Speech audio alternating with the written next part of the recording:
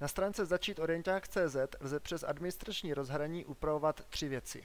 Jsou to stránky orientáckého centra, tedy přidávání různých dalších speciálních akcí, které se v orientáckém centru dějí.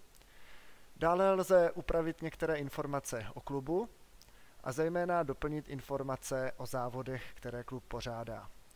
My se teď nebudeme zabývat tím, jak se jednotlivé činnosti dělají, na to jsou jiná YouTubeová videa, ale zaměříme se na to, jak delegovat tyto práva. Nemáte jako vedoucí klubu čas na to upravovat tyto údaje? Jednoduše své práva pověřte někomu jinému, koho si vyberete.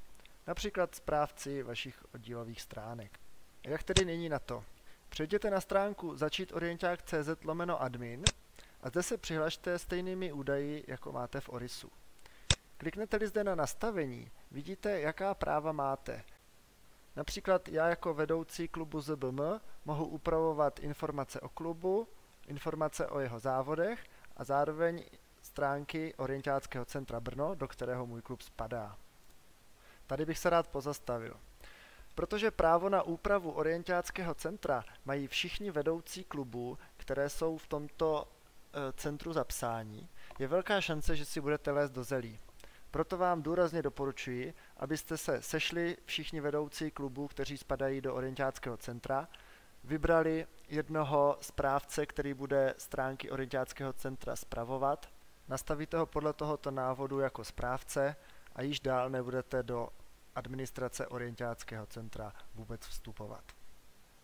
Chci-li tato práva delegovat někomu jinému, přejdu do nastavení stránek Orientáckého centra a zde dole je seznam správců.